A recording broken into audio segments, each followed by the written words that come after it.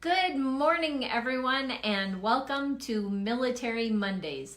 For those who don't know who I am retired Major Brenda Sanchez, and I am the co-author of the best-selling book, Life's Real Currency, with my husband, Michael Sanchez.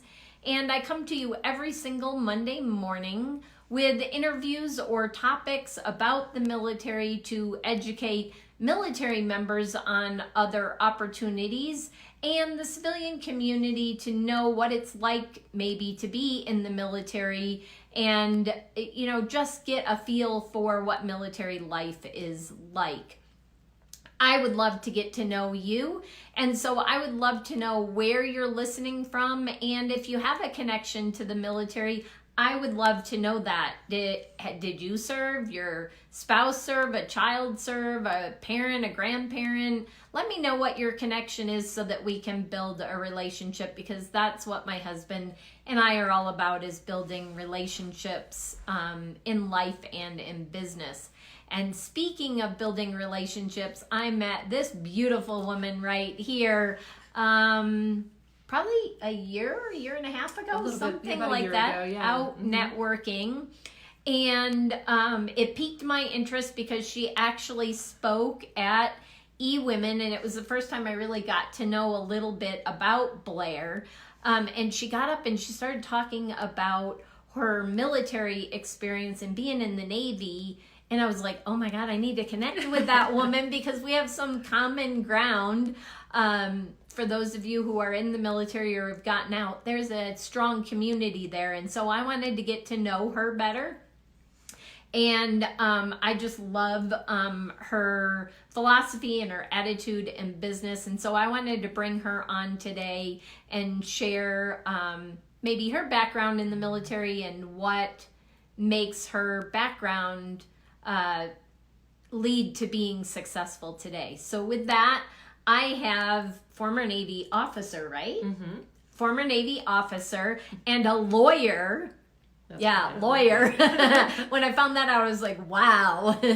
And now let's find out what she's up to today. So with me, I have Blair Carter. Hello. Hi. How's it going? Good. So, today, you mean what is my schedule today? Well, what are you up to in life today? What's your business today? Yeah, so I work with a company called Rodan & Fields, and I found them, over 5 years ago. I was really, as Brenda said, I was a lawyer. I still have my license to practice, but I don't practice anymore.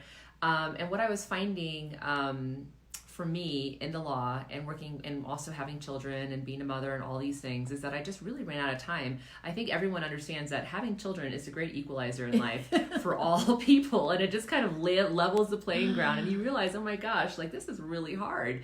And so, all the white space I had in my calendar for self-care, social, hanging out with friends, hanging out with my family, beyond my littles and my husband, it just went away. It was gone. And I was really starting to feel like, gosh, I have worked so hard to get to this point, because as Brenda said, I was in the military. I graduated from the Naval Academy, class of 2000, and went into the nuclear power program and was a nuclear engineer in the reactor department on aircraft carriers. Hey, good morning, Kayla.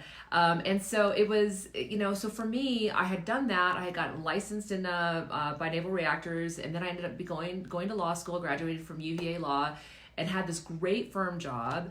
And I was here, and I was in Seattle, working the job that I've been working for forever. And I thought, gosh, I have worked so hard to get to this point in my life. Why do I feel like I'm stuck? Mm-hmm. Why do I feel like I'm trapped in this hamster wheel? And I didn't see an end in sight, really. I mean, at that point, I only had 2 littles, okay? And we wanted a bigger family. So I was like, oh my gosh, how am I going to do this? And so really, I was starting to really kind of get kind of that claustrophobic feeling of just, did I do the right thing? Has my whole career been, mistaken? I had basically an identity crisis. Mm-hmm. I mean, I think we all do.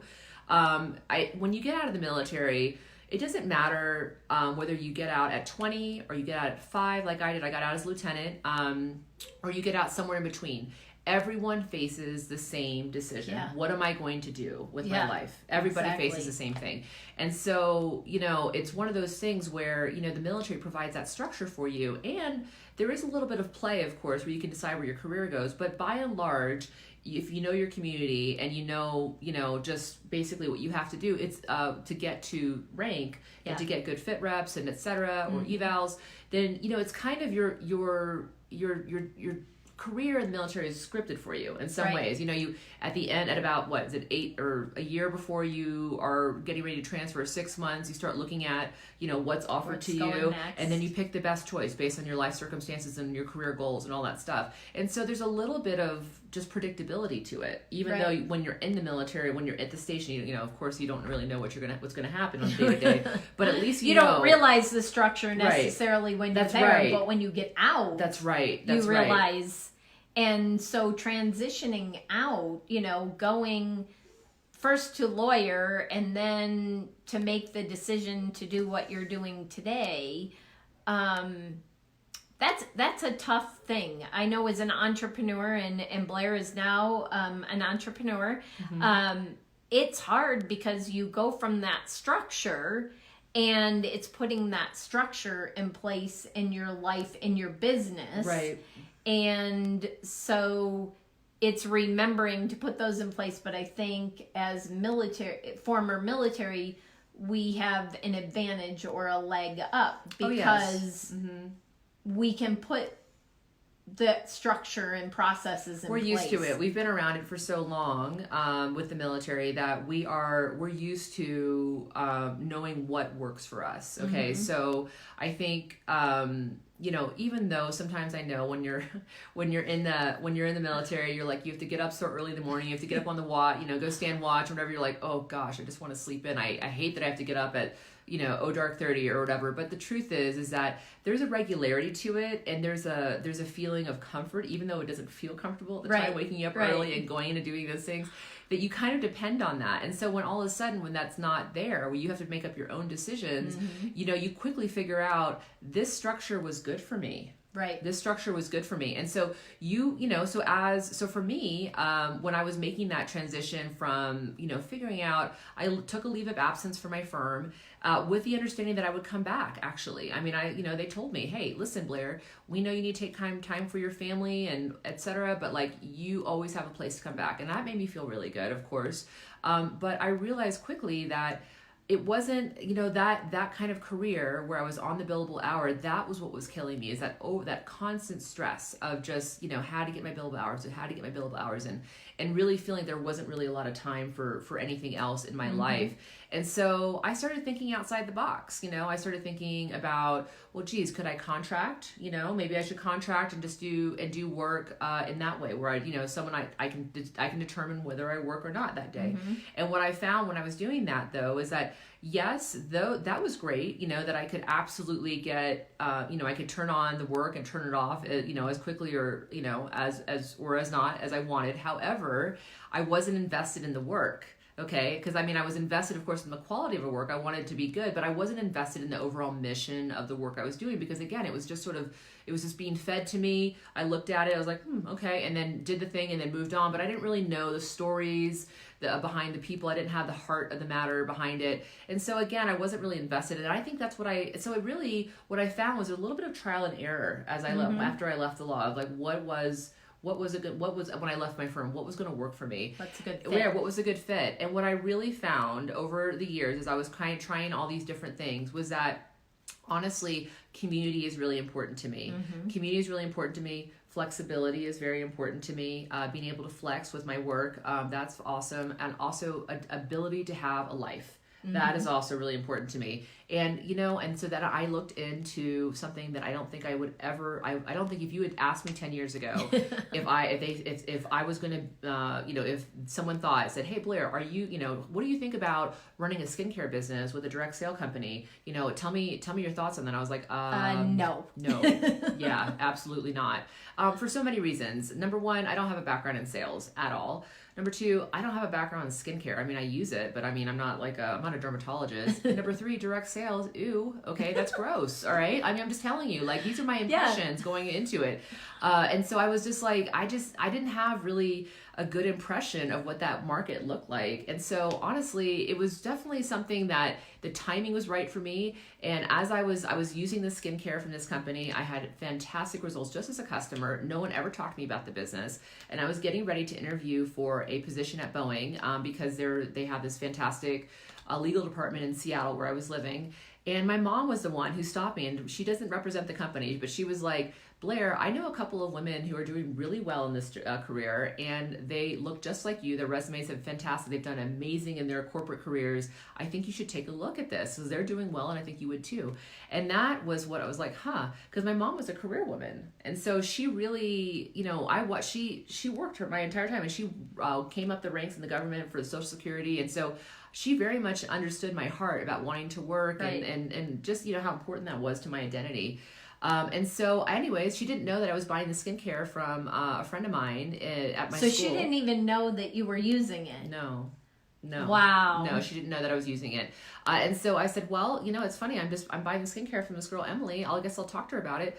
I called up Emily. I was like, hey, tell me what you do. And she's like, basically I wash my face and I talk about it. And I was like, well, I can do that, and but really it wasn't just that I said I could do that. What I liked about the organization I was in was that I liked the women and men that were a part of it. Okay. So what I mean by that is that the women, they had careers. There was a lot of actually military people that were doing really well at Rodan Fields. There were the women that were not military were executives. They had MBAs, they were engineers, they were architects, they were real estate brokers, they were teachers, they were nurses.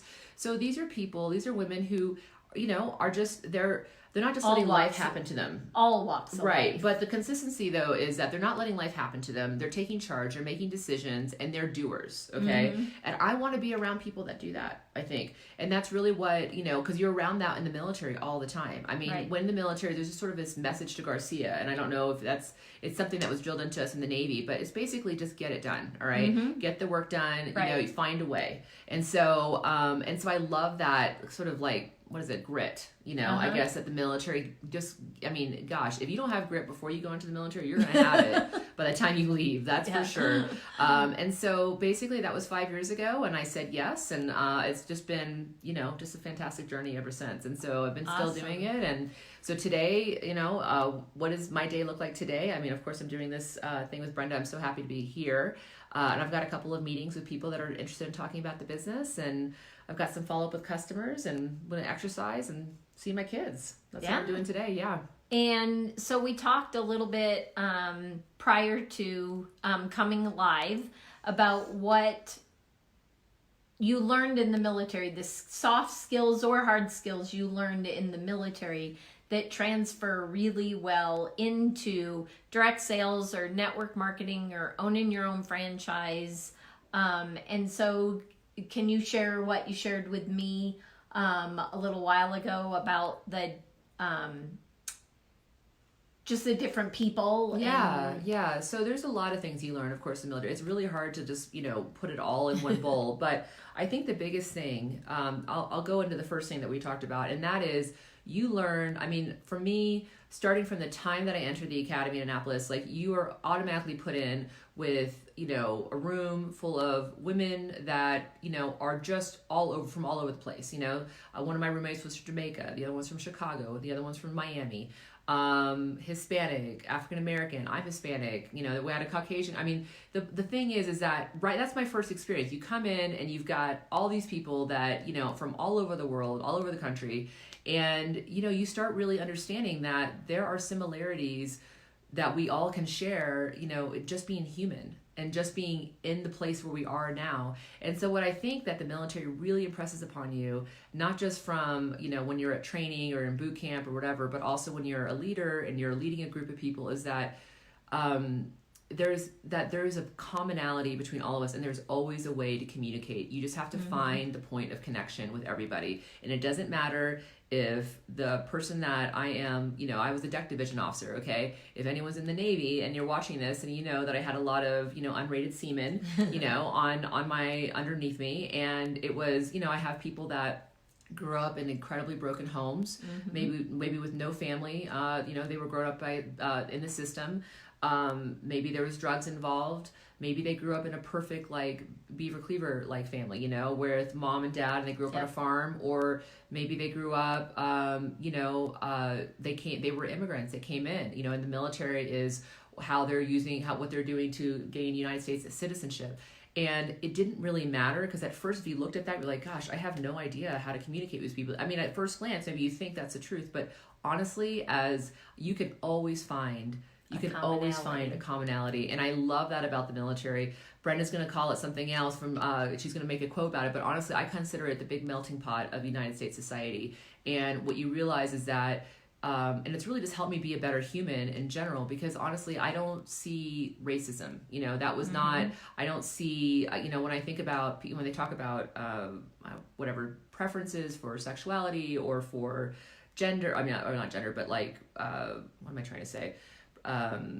Socioeconomic background or education or whatever. Honestly, the military is a great meritocracy. So it doesn't matter where you came from. It just matters how you show up to work every day. And I love that about the military. There's just not a lot of, you don't come in with it doesn't matter what background. It doesn't matter what background you come with. It really doesn't. It just matters like, how are you showing up to work today? And I love that about it. Getting the mission done. And I think and then that's kind of tied in with this sort of message to Garcia, get it done. Okay. Yep. And, honor your word. If you say you're going to do something, do it. And when I think, Brenda, you and I had, we were at an E-Women group where, I can't remember the man who spoke to us, but he said, if you do what you say you're going to do in business, you will outperform 99% of your competition, which that quote has stuck with me. I can't remember the guy who said it, but that quote, remember either, but that I do quote remember has stuck with me. him. And I thought, gosh, and that's what the military has I feel that's what veterans have. That's what they bring to the table, is that when a veteran makes a promise, by and large, I try to do businesses with veterans because because first of all, we have a shared background. Right. But then on top of that, there's that camaraderie, but also we're more of a handshake people, aren't we? I mean, a lot of ways, So if I say, Brenda, I'm going to do this thing, or Brenda says, Blair, I'm going to do this thing, I'm pretty much like, I don't think about it. I count on it. Take it to the bank. It's gonna happen, and that's another thing that I think we bring for the military as well. Awesome. So she talked about a melting pot, and I was sharing this with Blair before we started, that I love a quote by Jimmy Carter, and Jimmy Carter says, "We're not a melting pot. The U.S. is not a melting pot, but a beautiful mosaic. Different people, different beliefs, different yearnings, different hopes, and different dreams." And when I heard that, I just loved it, because we call it a melting pot, and so many people look at that negatively, like, but we've got all these different, why can't they fit in and be like us? Well, it's a beautiful mosaic. That's what's made the U.S. what it is we have so many different backgrounds and so many different perspectives that people have, which makes it a much richer life here in the U.S. So I just love that quote and wanted to share it with you today. So you're looking for team members, obviously people who are looking for a side stream of income or a mainstream of income, moms or busy professionals that want to stay home with their kids. I know when I got out of the service the first time, I retired as a reservist, but when I got off active duty, I had that identity crisis and I stayed home to be a mom. So there may be some of you out there that weren't in corporate America like Blair was, but you got out to raise your kids, and then you're at home and you're like, okay, it's just me and the kids. Yeah. And you want that community that Blair talked about. That was me. And it was like, oh, now what am I going to do? And you want a community of people that are going to level you up in any way, right? I mean, there's a lot of different communities you can plug into. And I think your circle really defines your trajectory. All right. So you want to be around people that you're like, gosh, I mean, not envy so much as like, but like, gosh, I aspire look up to, I aspire to be like her in this one category. And it doesn't have to be like leadership or whatever. It could be just she's really compassionate, or or something, she's really good with her children, or she's really good at this organization, or she's just really good at working and also having a life and being healthy and, walking the walk, basically. I think that's really what you want. Because people talk a lot about walking the walk, how they want to do it. You really want to find people that are actually walking the walk, because those are the people that are going to really help you get to that next level. Level up.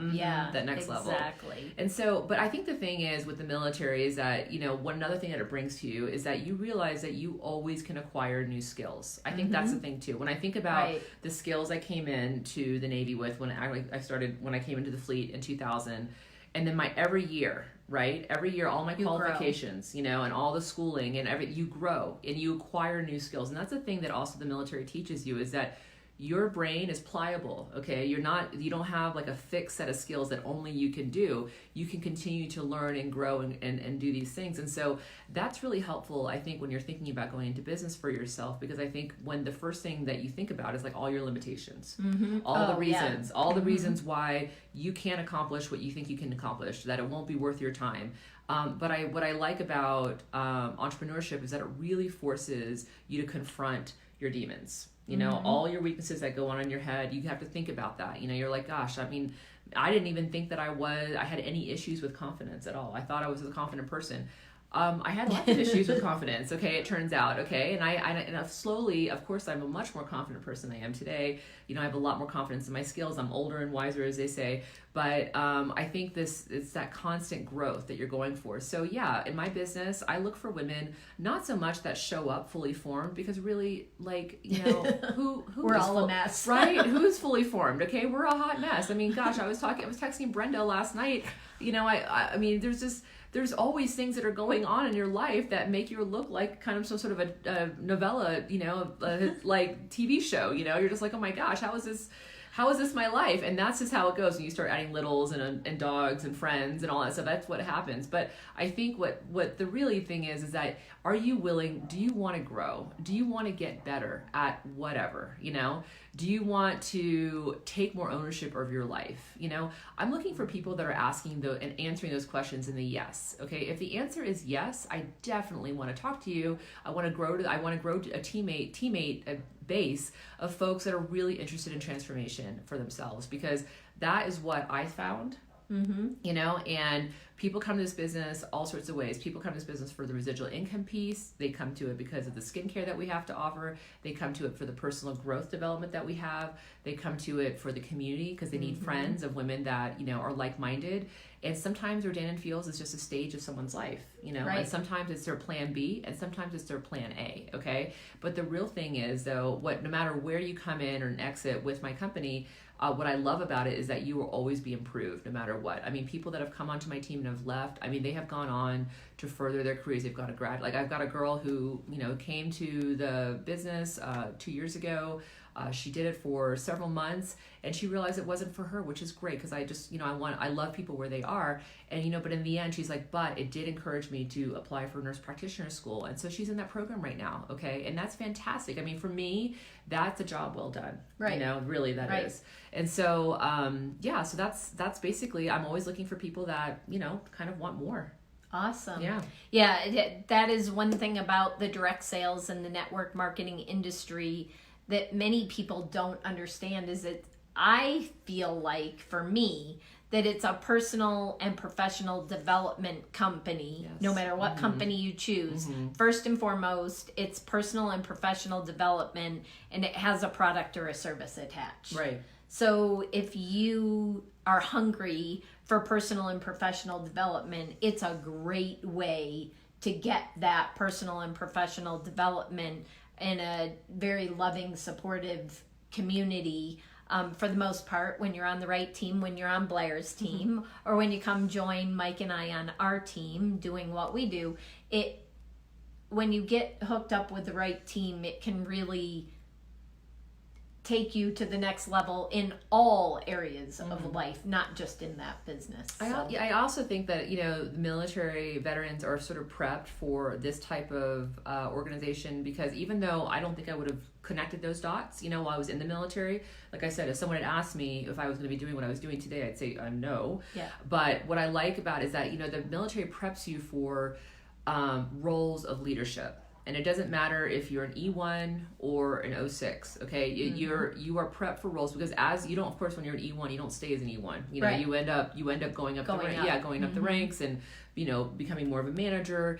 And so you kind of get to a place where you understand that number one, leadership by example. Right. Leadership by example. You have to show up every day. Yep. Show up as your, leaders show up. That's basically, and so that's something that's really, if you're showing up late to quarters, guess what? Your crew is also going to be showing up late to quarters. They're not going to be showing up. Right. You're not gonna make it in the that's military right. if that's the case. You're not gonna rank advance.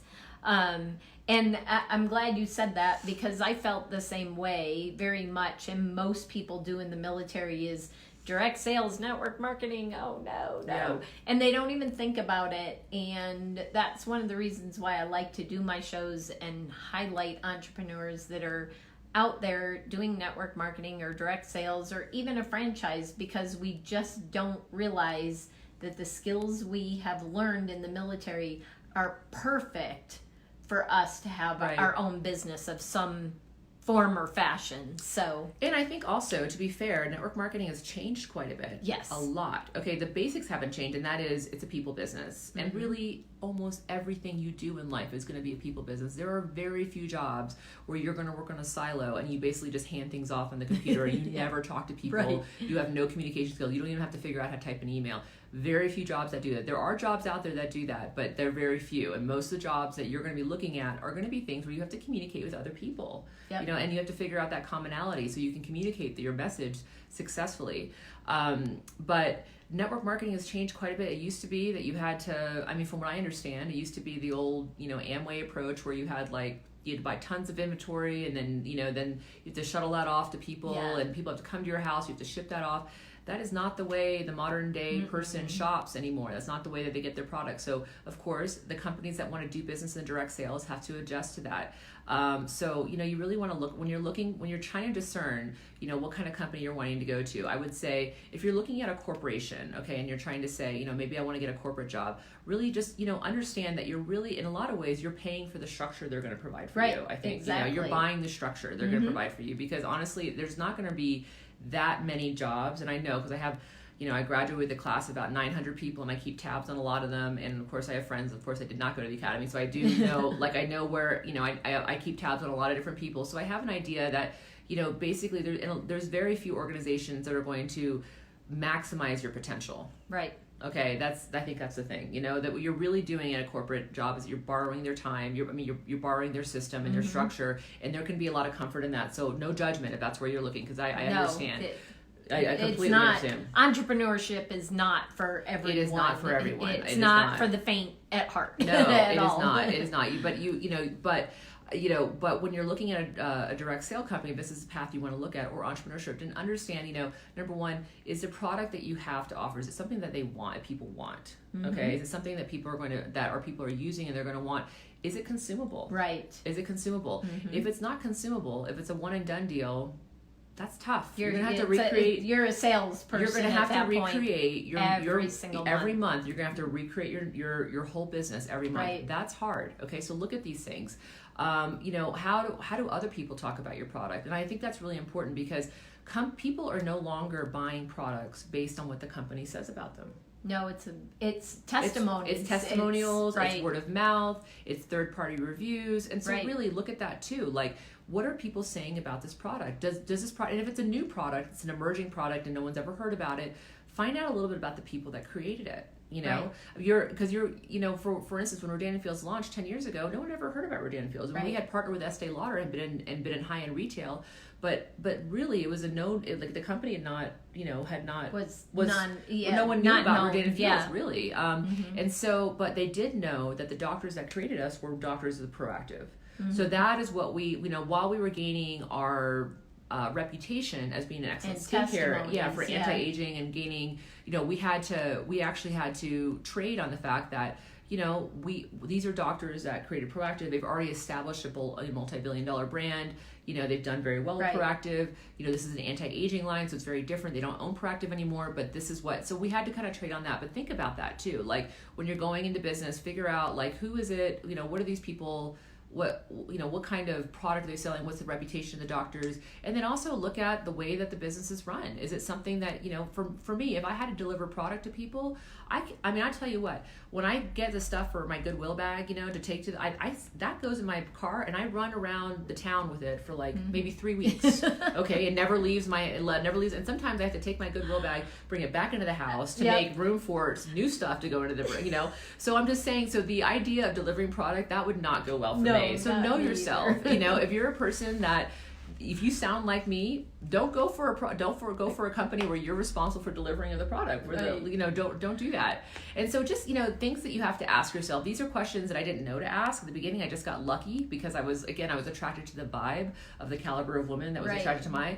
But I found out that obviously they're not all direct sale companies are built the same. Are built the same. But I will say the ones that are successful for a reason. Right. And you want to take a look at that and find out why they are. Mm-hmm. So one thing that you just said when you were talking about that I wanted to key people in on, because there still is a negative out there to some degree, especially in the military community, about direct sales and network marketing. But Blair kind of keyed in on something, and it's about testimonies.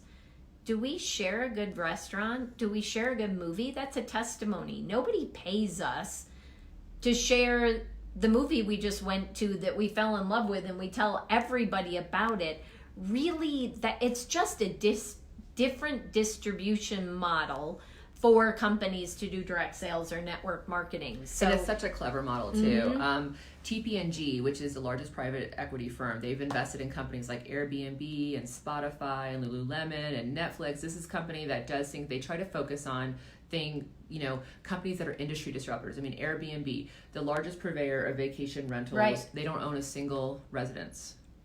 Uber, the largest purveyor of public transportation, they don't own a single taxi. And Airbnb and Uber don't really advertise. How did you find out about Uber? I started hearing people talk about, I took an Uber from my LA friends. I'm like, what's an Uber? And Airbnb, the first time I heard about it, somebody said, use Airbnb. I'm like, what the heck is Airbnb? It's word of mouth marketing. That's all it is. It's just a different distribution. And also just getting out from underneath actually having the ownership over so much infrastructure too. Right. And so TPNG invested all of these things. James Coulter, the guy who's the head of TPNG, he chose to invest in R&F. He no longer sits on boards of these companies that he's invested in, but he chose to take an advisory role on R&F because he's like, we're doing things differently. And that is a reason why, you have to me, that's very telling about where direct sales is going, where my company is going. Just, you want to look for a company that pivots, that's very,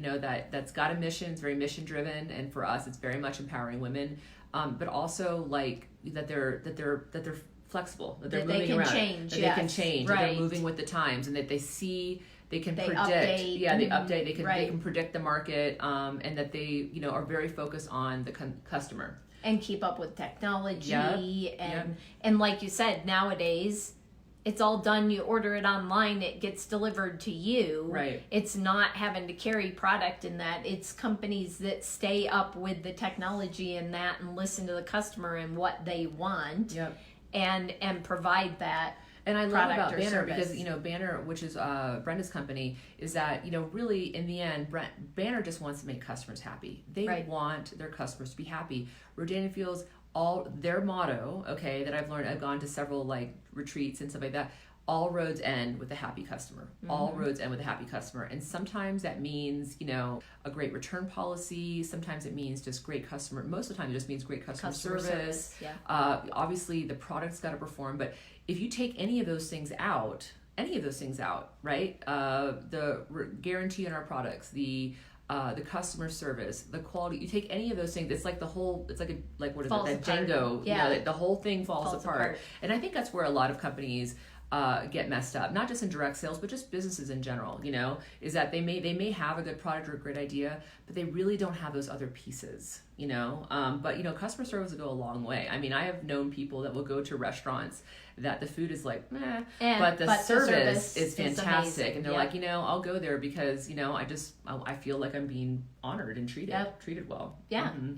Appreciated and, you feel like you're being taken care of, and when you're being taken care of, the rest all kind of falls into place. It doesn't have to be the best product or the best food, right? But when you have the support and right. feel loved and appreciated and doted over, that's right, because that's what we all have an invisible sign around our necks that says, make me feel important, make me feel loved, make me feel important, valued. Mm-hmm. Yeah, absolutely. Exactly. And that goes into the communication, and that's what you bring in from the military, okay? Because even though sometimes when you're on the service in your ship or you're at your unit or whatever, like it's kind of like a, can I curse here because I'm like a bitch fest, everyone's like like whatever about whatever is like annoying, like the commander, the so and so didn't show up, or this system isn't working or whatever, so it kind of ends up being whatever. But the truth is, though, we are all kind of communicating in the way that, even though we're all being sarcastic and whatever, like that's a commonality. We have that sort of shared suffering, it's all kind of sucky right now. Let's get around that.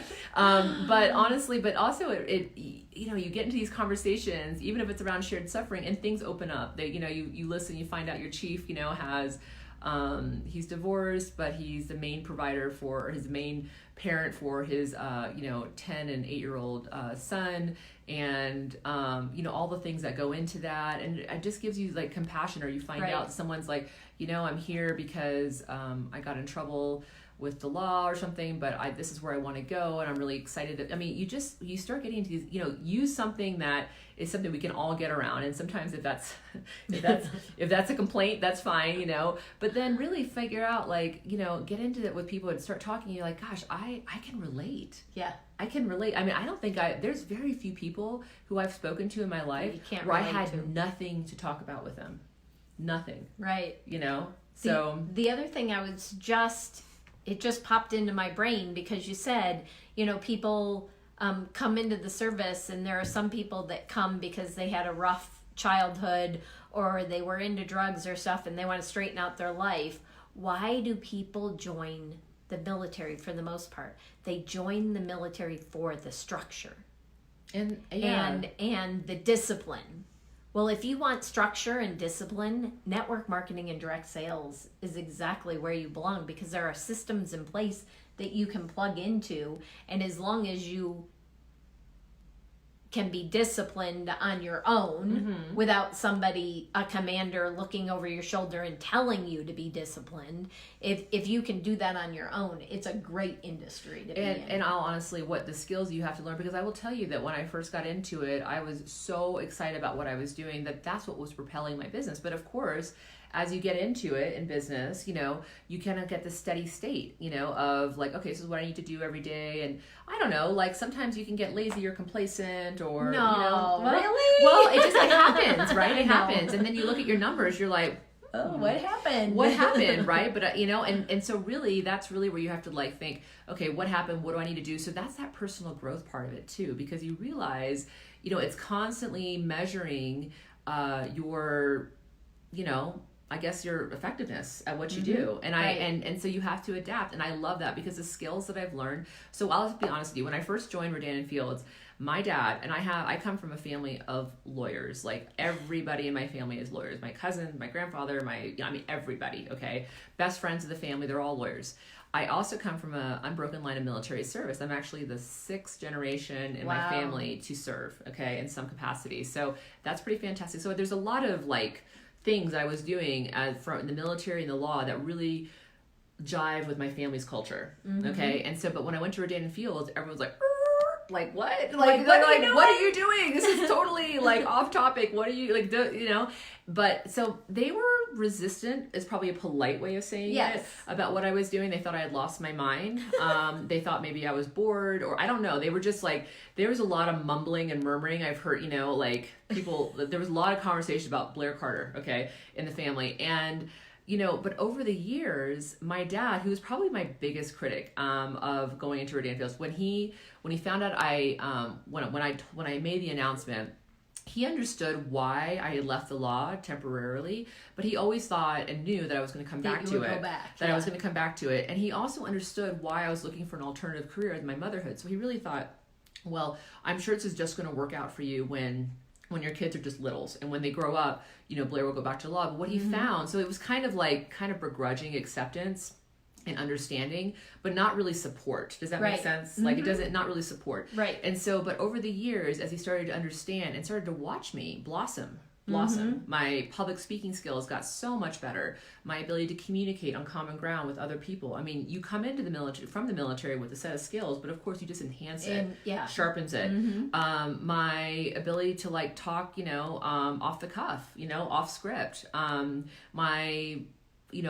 Basically my lifestyle. I mean, now I'm able to, my grandmother unfortunately is sick. She's dying. She's my Cuban grandmother. She's in Florida right now. So I have to pick up and fly, to go see her this weekend. Oh, and into next week. I was able to go be with my friend who had a mastectomy. I was able to go do girls' weekends with my high school friends to reconnect with them.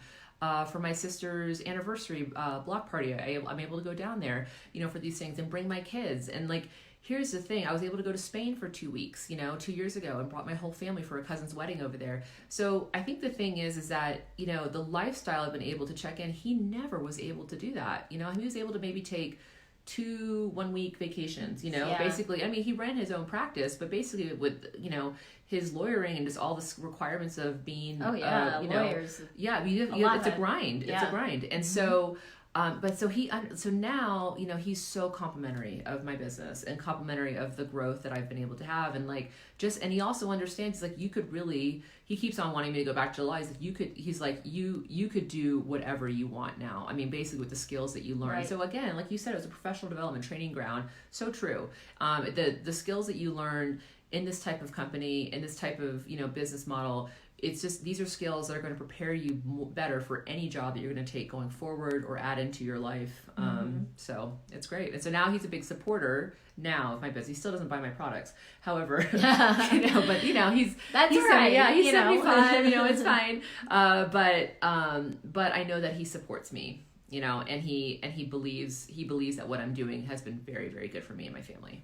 And I've seen that with some of my family and friends that were kind of like, what are you doing? Sort of like you, like, are you crazy? Well, it makes sense too if you think about where direct sales was. Right. Exactly. If you think about where direct sales was like 20 years ago versus today, I understand. Yeah. But the truth is that a lot of big conglomerates like P&G and like a lot of these big companies are now getting invested into direct sale companies because that is the way consumers want to buy. Yep. They don't want to buy. They don't want to go to a store and they don't want to have to rely on the label, the tagline for what it says, what they want to see. They want to see a review in a magazine. They want to read about it on a blog. They want to hear about it from their girlfriend or from their guy friend or whatever. And that's what drives people to buy the products. Right. Exactly. And so, and companies are seeing that. Big companies are seeing that, and they're evolving their own companies, and they're having these, spin-offs of direct sales too, because they're realizing the model's changing. Right. Mm-hmm. Yeah. Well, we'll wrap it up. Yeah. We could talk all day. And I love it. Thank you, Brenda, so much for bringing me here this morning. Yeah, thank you for being on my Military Mondays. For those of you out there watching that might be a spouse or a veteran yourself and would like to be featured on my Military Mondays, please reach out to me and message me. And you can also get connected with me at militarymondays.info. So militarymondays.info, go out, put your information in. That way I can let you know about past shows and upcoming shows. So maybe who's coming up that's being interviewed in the near future. I can keep you posted on all of that. But thank you so much for being Brenda, on the show. And thank you all for watching today. And I look forward to seeing you next Monday on Military Mondays. Bye, everyone. Bye.